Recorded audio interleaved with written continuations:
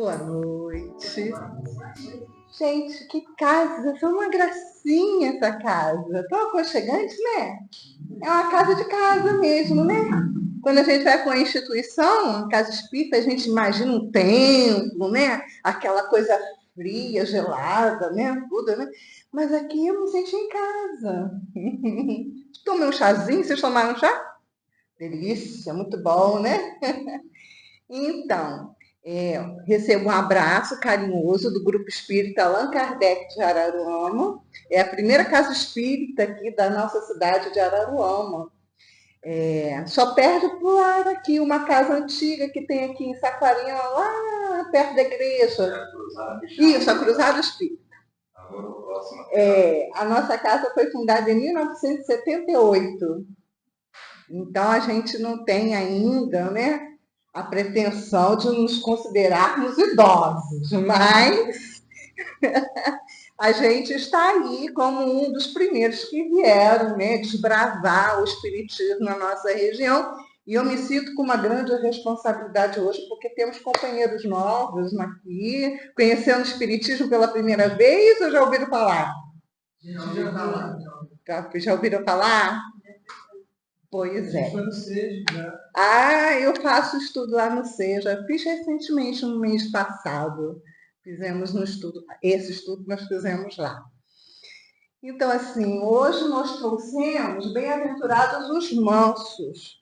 E eu gostaria de justificar por que eu escolhi esse tema. Teve no final do ano passado, não sei se vocês se lembram, um fato ocorrido com uma discussão dentro de um avião, que tinha a mãe com uma criança e tinha uma moça que estava sentada na janela. Então, o título, né, da notícia é A Moça da Janela. E isso reverberou muito nas mídias sociais da época, criaram memes no Instagram, no TikTok, e aquilo tudo me chamou a atenção. E eu falei assim, poxa vida, olha só, nós vivemos um tempo moderno e ainda assim existem essas provocações, né, no meio social. E, ao mesmo tempo, nós vemos reações a essas provocações de uma forma, assim, inusitada, porque o lugar foi inusitado também. E aquilo me fez refletir, pensar a respeito, como é que a gente poderia abordar essa questão da provocação e, ao mesmo tempo, uma atitude de reação a isso, né? Qual seria a minha reação se eu estivesse no lugar da moça da janela? Eu não sei se vocês lembram desse caso, vocês lembram? Todos lembram? A maioria acho que não, né? A maioria lembra. Então, eu vou resumir. Vocês acrescentem aí algum detalhe que estiver faltando. Estava no avião, então tinha uma moça na janela. E tinha uma mãe com uma criança no lado oposto do corredor do avião. A criança estava numa outra janela. E, dado momento, a criança começa a pedir para a mãe que queria sentar perto da avó. Só que a avó estava sentada ao lado da moça da janela. Mas ela não queria ficar perto da avó, ela queria ficar na janela da moça da janela. E a mãe começou a instigar a moça da janela a trocar de lugar, né? Trocar de lugar, porque a criança estava querendo ficar ali, porque queria sentar na janela, mas não queria ficar perto da avó, mas queria sentar na janela. E ao invés da mãe trocar de lugar com a avó, e a avó ir para junto da criança que estava na janela, ela começou a criar uma situação desagradável. E começou a instigar, a provocar, e a chamar atenção, a levantar a voz. E ela dizia, você tem falta de empatia, você não vê que a criança está chorando, custa você trocar de lugar. E a moça se manteve, né, impecável, né, na dela, sentada, como se nada tivesse acontecendo. Ficou impassível. E essa atitude da moça da janela ficar impassível, sem qualquer transtorno ou alteração, ou caiu no jogo psicológico de vamos disputar, né, um discurso, uma narrativa, ela se manteve tranquila na dela, manteve a calma e ficou, e isso instigava mais a outra a querer trazer, a fazer um barraco, né? Fazer um barraco. E isso virou uma discussão social muito grande, ganhou as mídias e chegou até no Fantástico, onde a moça da janela foi entrevistada. E foi-se aí abrindo vários leques de discussão a respeito dessas atitudes sociais em cenários bem específicos. Se era certo, se era errado, era má educação familiar, era falta de empatia mesmo. Enfim, isso gerou uma atitude nesse sentido. Eu só queria saber se sou eu que troco ali ou se alguém troca lá. Ah, é? Como é que a gente aponta para lá, aponta para cá? Pode ficar aqui. Para cá? Isso, vai. Beleza. E essa situação, né, me fez pensar nessa passagem das bem-aventuranças, que fala, na verdade, um sermão, onde existe, se não me engano, 7 ou 12 bem-aventuranças. E eu peguei essa, bem-aventurados os mansos, porque herdarão a terra. E aí a gente começa a pensar nessa figura, né? Muito conhecida de nós ocidentais, mas ainda pouco conhecida para os orientais. Mas o que me chama a atenção não é o fato da fala dele ter dito isso. É o quanto tempo transcorrido ao que ele falou, e isso ainda reverbera até os nossos dias. Vocês já pararam para pensar?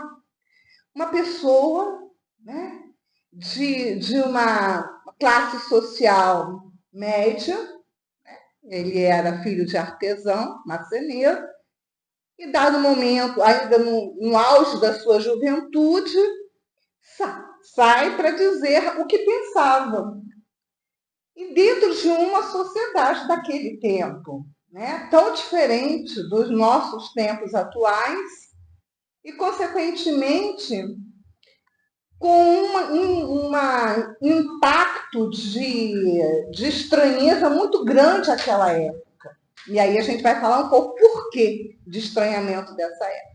Aí a gente pensa assim, por que uma fala, um discurso, uma narrativa dita há 2000 anos atrás ainda ecoa aos nossos ouvidos? Vocês já pararam para pensar? Como, passado 24.000 meses depois, estamos nós aqui neste salão, lembrando alguém que disse uma assertativa: bem-aventurados os mansos, porque herdarão a terra. Por que chegou aos nossos dias? E aí a gente, trazendo essa curiosidade, a gente vem lembrar a importância do registro histórico, não é mesmo? Mas Jesus não registrou nada. Ele não escreveu nada. A gente tem, cada um de nós tem seu registro histórico. Todo mundo tem o registro de nascimento, não é mesmo? Esse é um registro histórico que fala para o mundo todo, em qualquer língua, em qualquer credo, que você nasceu no dia tal, teve como pai fulano e cicrano, que nasceu na hora tal, no local tal, não é mesmo? Isso é um registro histórico. Nem isso Jesus tinha. O que torna ele especial ao ponto de fazer com que essa fala alcance os nossos dias. Vocês já pararam para pensar? Se ele não disse, se ele não registrou nada em papel, em documento. Aliás, documento naquele tempo era algo muito elitizado. Poucas pessoas tinham acesso a documentos, a leitura, saber ler, escrever. Não era para a grande massa humana. A grande massa social, populacho, no modo de dizer, naquele tempo do Cristo, era iletrada. como então, se a grande população daquela época era iletrada, como essa fala chega aos nossos dias? De que maneira? Aí vocês vão falar, foram os evangelistas que escreveram. Mas veja bem, eles foram testemunhas. Eles escreveram, às vezes, como por exemplo João, muitos anos, décadas depois. Lucas nem testemunha do Cristo foi, porque ele era meninote. E aí ele, para poder conhecer um pouco da passagem de Jesus, que causou aquela época, ele foi entrevistar as pessoas. Então, pode-se dizer até que Lucas, o evangelista, foi o grande historiador da época cristã, porque ele registrou. Ele foi a Maria, ele foi aos amigos mais próximos de Jesus naquele tempo e foi anotando, fazendo anotações. Então, nem era de ver e ouvir diretamente, era de uma forma indireta. Quais foram os evangelistas que, de fato, testemunharam a fala de Jesus presencialmente? Mateus e Marcos. Mateus e João. João. Isso. Aí a gente vê que a situação era de muita dificuldade de registro à época, não é mesmo? A gente não tinha, na hora, como a gente tem hoje, um arsenal midiático.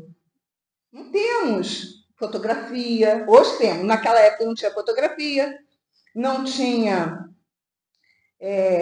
gravadores de áudio, gravadores de imagem, não tinha, né, jornais, revistas, televisões, celulares, WhatsApp, aplicativo e redes sociais. Hoje, qualquer coisa que nós falamos ou fazemos fica registrado, não fica?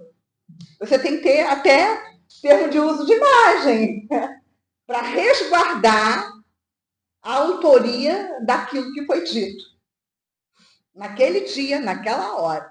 Então, pasmem vocês como é importante e a envergadura desse personagem para dizer um sermão e esse sermão chegar até hoje.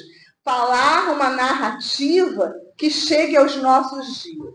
E aí eu faço uma pergunta, né, que é a seguinte: vocês se lembram o que você falou para o seu melhor amigo um ano atrás?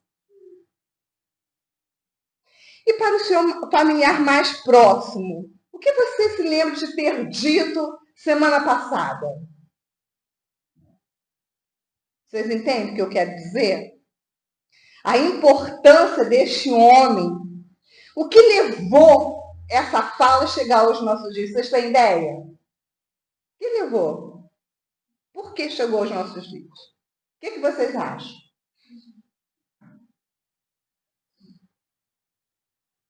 Acaso? Foi o acaso? E aí a gente vai perceber agora a importância, né, da hermenêutica, que é uma metodologia, porque isso que é interessante a gente entender.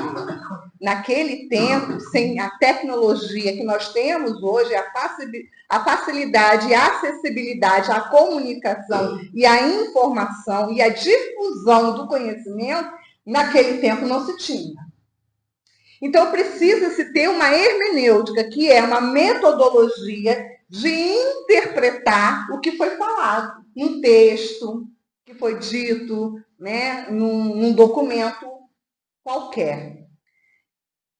O documento que permitiu a perpetuação, né, da fala do Cristo até chegar aos nossos dias foram os evangelhos, sendo que um foi escrito muito tempo depois e o outro nem era de testemunha direta. O outro, de Marcos, era ainda menor, era moleque ainda, jovem, né? Conviveu e foi depois, na maturidade, que ele foi registrar.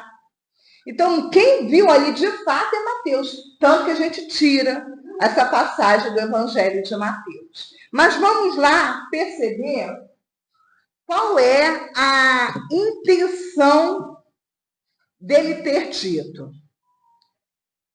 Para você entender a abrangência do poder das palavras deles, vocês têm que voltar no tempo. Então, vocês se imaginem, lá em Israel, né?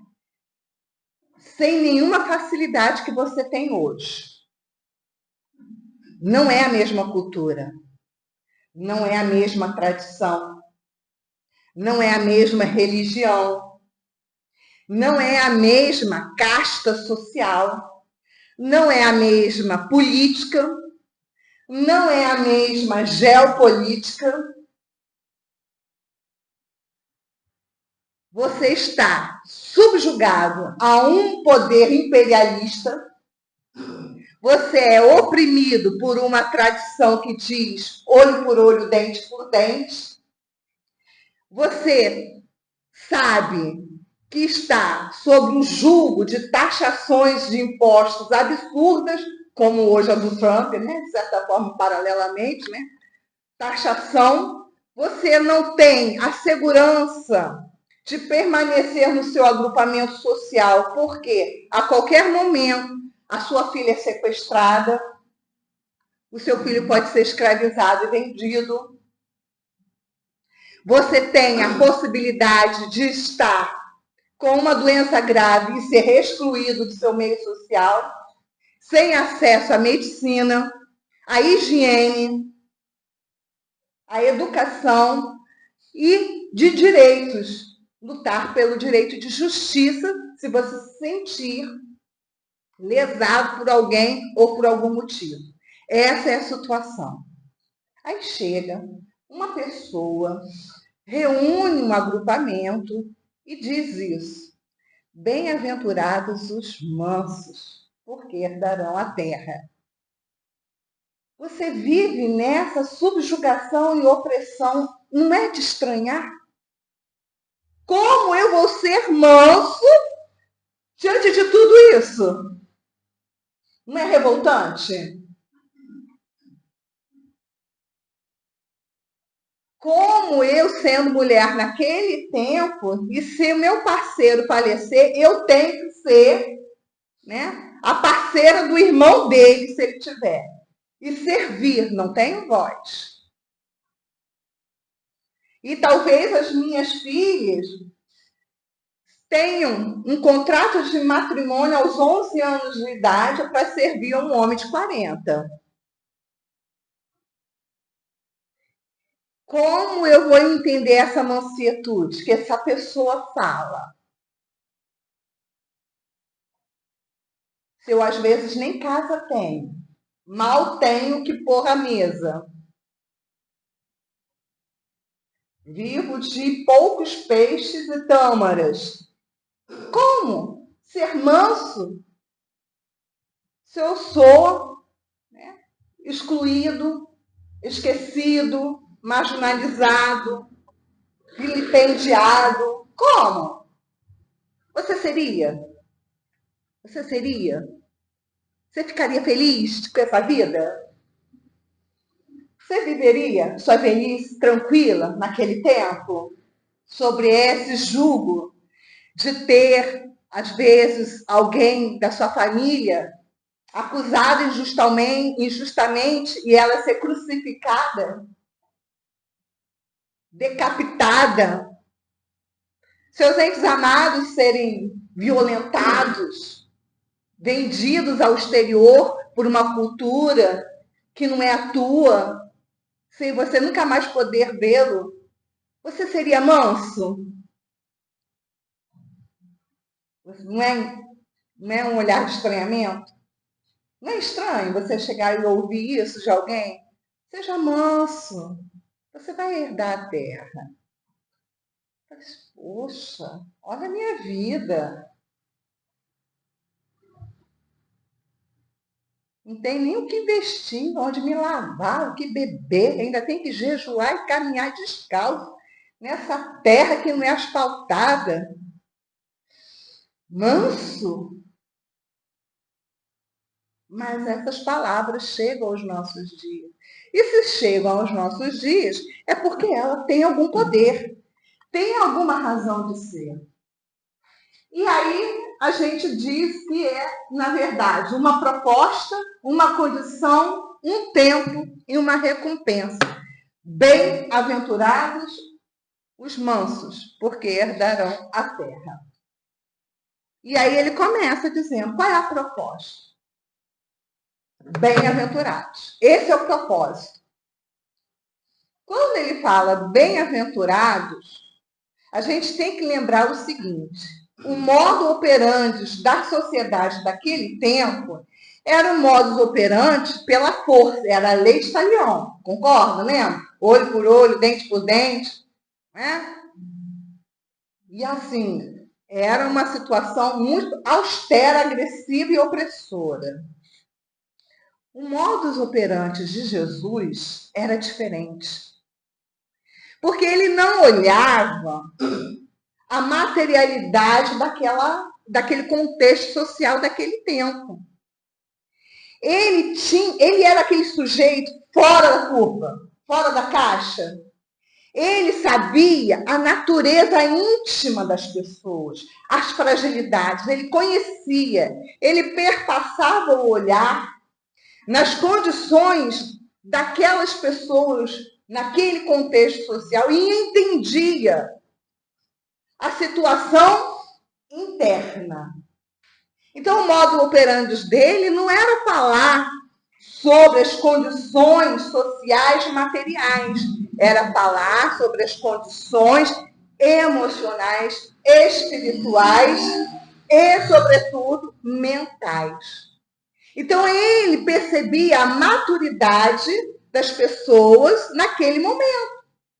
Ele entendia, ele era um visionário, porque ele não via o seu tempo, ele via o tempo eterno.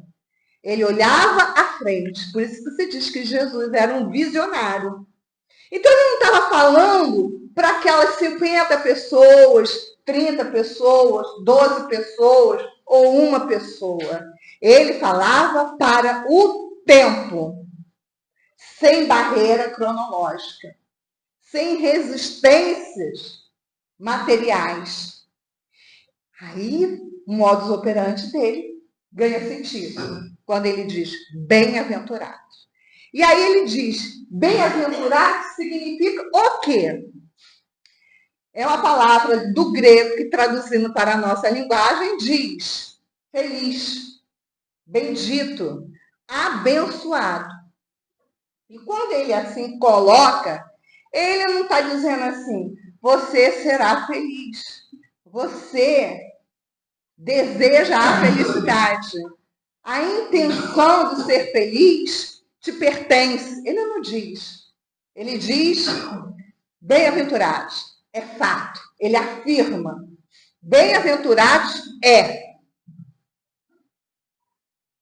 Bem-aventurados é. Então, felicidade é fato.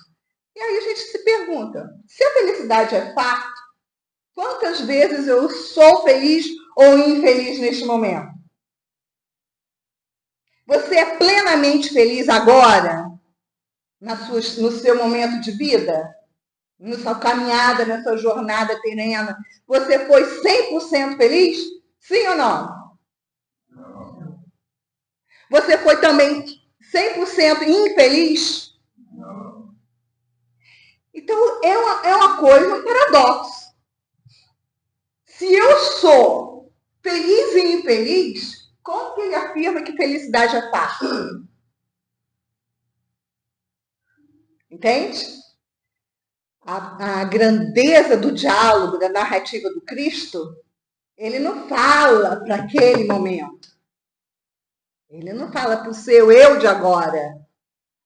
Ele fala para o seu eu eterno, seu eu imortal. E aí ele diz, bem-aventurados. Bem-aventurados, a felicidade é fácil, mas tem uma condição. Qual é a condição? manso.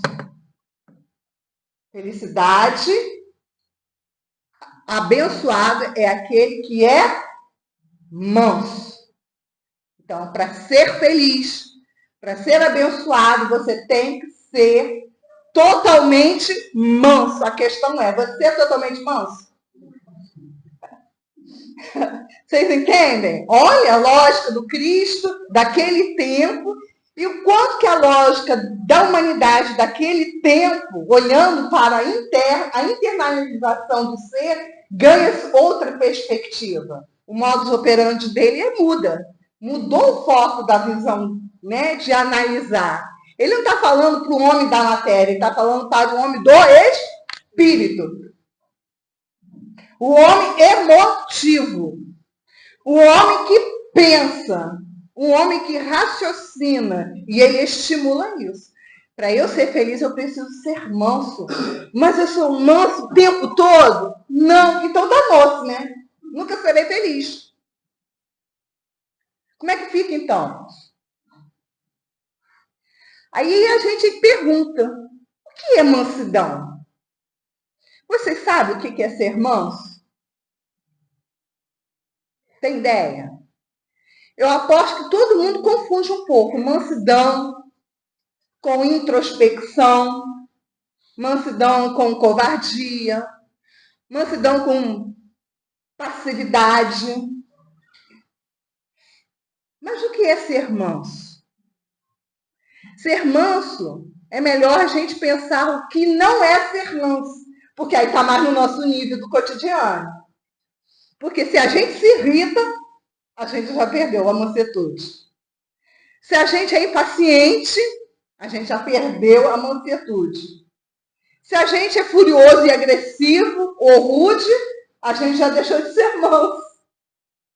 Porque mansetude é ser brando, mas não é ser omisso.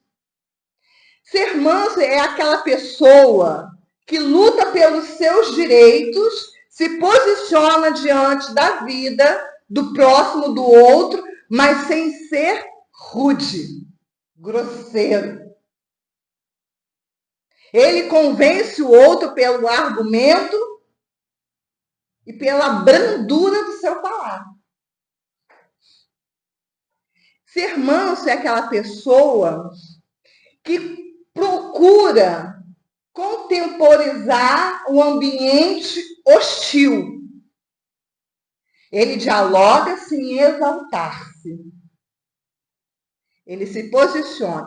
Ser manso não é ser triste. Ser manso é ser alegre, mas sem desrespeitar o direito do outro. Ser manso é ser uma pessoa polida, mas sem ser hipócrita. É ser uma pessoa cordial, sem ser falsa. Então, a mansietude, a gente pode resumir dizendo que é aquela pessoa que não se deixa arrastar facilmente quando provocado. Às vezes tem aquela pessoa que espeta você, né? Vamos, e aí? Vamos, e aí? Vamos. Aquilo vai enchendo você. E aí? Não, olha, viu, ó. E aí você se sente incomodado, aquilo vai te tirando da sua paz, da sua mansietude. E aí você fala, para, chega! Não é assim? Já perdeu a mansietude. Então, ser manso não quer dizer que você não saia do seu estado de calma, brandura ou serenidade. Você até sai, mas você não perdura no desequilíbrio. Você retorna rapidamente ao seu estado de pacificação, de serenidade, né, de brandura. Então, a gente vê aí nesta lógica do Cristo, né, por que é difícil ser manso. Ele via que todo o ser humano, seja daquele tempo ou do tempo futuro, que nós estamos nele agora, ou no futuro pós nós, né? Depois, que a criatura humana ainda tem dentro de si grande parcela de inquietudes, de imaturidades emocionais. Ainda desconhecem muitas experiências que levam a um equilíbrio mental, a um desenvolvimento de pensares mais equilibrados, e que os sentidos de outras virtudes ainda ainda estão lá, latentes dentro dele. Então é difícil porque nós estamos no processo. Estamos no processo de conquistar a mansietude, a mansidão. Então não é uma exigência dele para aquele momento. E aí ele vai queimar o tempo verbal. Herdarão. Ele não diz herdou, herde, ele fala herdarão. Então ele sabe que a proposta dele não é para aquele momento, porque ele reconhece que naquele estágio emocional, mental, espiritual, em que aquelas criaturas estavam com ele, o acompanhando na sua narrativa, não tinham condições ainda de alcançar a plenitude da felicidade através da brandura da mansietude. Entenderam? E nós também. Porque nós não somos seres emocionais. Oscilamos na alegria para a tristeza, da raiva para a serenidade. Nós oscilamos no nosso humor, vamos construindo. E à medida que nós vamos caminhando e tendo experiências interpessoais, é que nós vamos tendo a sabedoria para discernir quanto tempo eu levo em desequilíbrio e quanto tempo eu levo para retornar ao meu equilíbrio. E este é que se chama de processo. Então a Terra é para hoje? Não. A Terra é para o futuro. À medida que nós vamos desenvolvendo essas potencialidades de discernir, né, em que situação emocional nós somos desafiados a sair e permanecer na raiva, no mau humor, na irritação, no desejo de vingança. Né? Ou quanto tempo nós, durante o dia, permanecemos no estado de brandura e serenidade, mesmo que provocados. E aí ele fala, a Terra. Aí todo mundo vai ter um RI no cartório registrado, né? Porque eu vou ser dono de alguma terra, um pedaço de terra. Aí você para e pensa bem. Aquele povo todo conquistou terra naquele tempo? Você acha que a população mundial hoje, se fosse dividida uma cota de terra para todo mundo do planeta, todo mundo teria pedaço de terra, sim ou não? Não.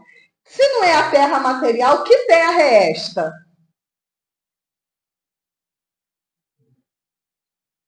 E aí, a terra espiritual? Você vai ter um pedaço de terra lá do outro lado da vida? Hein? Será? É muito espaço aqui. Ovobulitar. Você está na ovobulitar? Não, é uma metáfora que ele fala.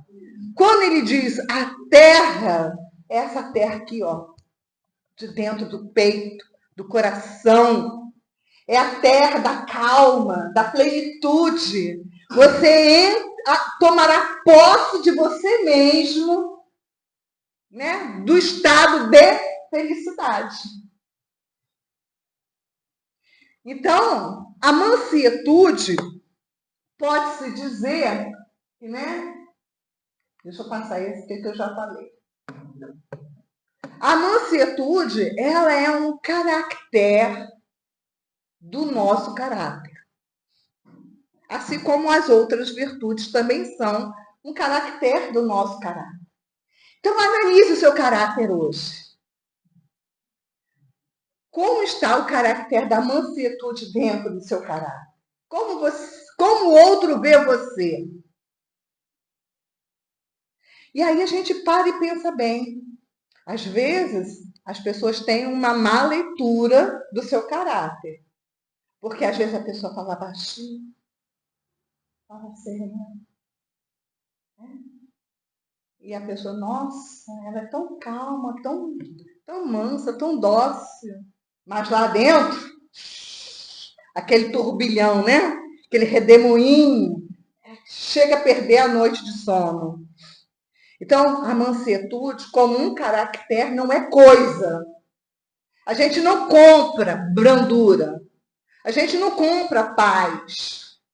A gente não compra como compra um objeto, um telefone, uma roupa, um sapato.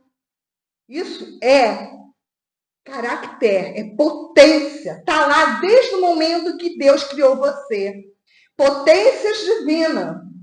Que à medida que você vai tendo experiências nas várias, múltiplas e sucessivas vidas, essas potências elas vão se lapidando, ganhando extensão, se desenvolvendo e te permitindo a percepção de você mesmo. Então, toda vez em que você sentir que a tua terra íntima, metaforicamente falando, está dominada pela calma, serenidade e brandura, você está tendo momentos felizes. Então, não é ainda uma herança sua, mas é uma meta a ser alcançada. É uma proposta. O que a gente traz de reflexão sobre isso é entender que a mansidão, ela está muito de mãos dadas com a afabilidade, a paciência, a brandura. E são filhotes da lei do amor. Se a gente não se ama, fragmentada é a brandura, fragmentada é a afabilidade, fragmentado é a cordialidade, a paciência. E percebemos assim que, de certa forma, falar do manso é falar metaforicamente de você para você mesmo. O que eu sou, o que eu sinto, como o outro me enxerga, como eu transpareço ser. Se a mansidão não é um produto acabado, pronto para ser consumido por mim, como eu posso trabalhar isso para eu ser predominantemente manso, predominantemente feliz? É a grande reflexão que a gente faz para vocês nessa noite. Vocês saiam pensando daqui para frente sobre isso. Né? Pacifica o suficiente? Luta pela justiça suficientemente? Sem agredir, sem ser rude? Porque no Sermão do Monte ele diz: bem-aventurados os que têm fome e sede de justiça. Como está seu desejo de justiça? Como você se alimenta da justiça perante a injustiça social? Como você se posiciona diante disso? Né? Então, o Sermão do Monte ele tem que ser visitado muitas vezes para fazer essa autorreflexão, para perceber o quão importante a fala de um homem 2000 anos atrás ainda reverbera aos nossos ouvidos hoje. Se reverbera, é porque tem um sentido, tem uma lógica. Não é Denise falando ontem para o filho, tenha calma, tudo vai passar. Isso não está registrado. Mas por que ficou registrado na voz dele? Porque ele enfrentou a época, né, com brandura. Ele se posicionou. Ele não foi omisso. Ele não comprou a paz a custas de dinheiro. Porque tem gente que é assim. Tem profissionais que chegam no ambiente de trabalho, chegou o chefe, todo mundo... Silêncio. Aí chega um texto assim, nossa, que ambiente gostoso, tudo silencioso, em paz, né? Mas será que está? De fato? Ou aquele professor que diz assim, olha, só vão sair para o recreio, depois que toda a turma fizer silêncio. Aí vai diminuindo o ruído, diminuindo, quando tudo está em silêncio, aí a professora libera. Isso é uma paz comprada, não é? É uma falsa brandura, tá? Isso é uma barganha. Para nós sermos mansos, sermos felizes pela mansietude, não tem que ter troca, não tem que ter barganha, não tem que ter negócio. Você não pode comprar um país, silenciar a voz de um povo para diminuir a taxação de um comércio político, né? Quando nós aprendermos a nos tornarmos seres sociais pró a sociedade, então a felicidade estará a caminho. Ela já está, mas será predominantemente, né, algo natural na criatura humana.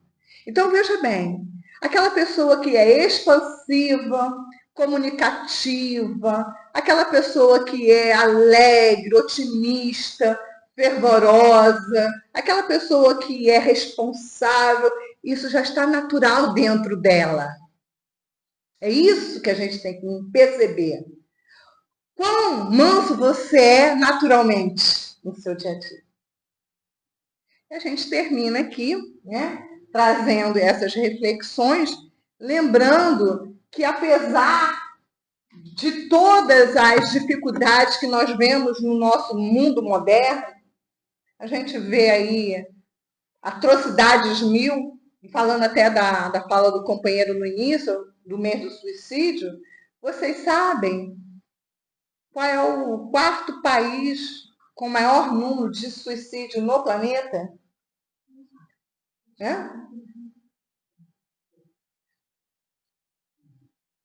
É a Coreia do Sul. É impressionante. A cada mês morrem por suicídio 450 pessoas. Faixa etária, 18 a 35 anos.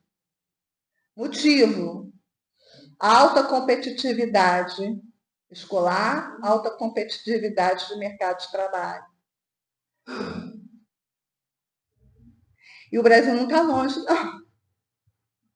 Se eu não me engano, está entre o 13º, por aí.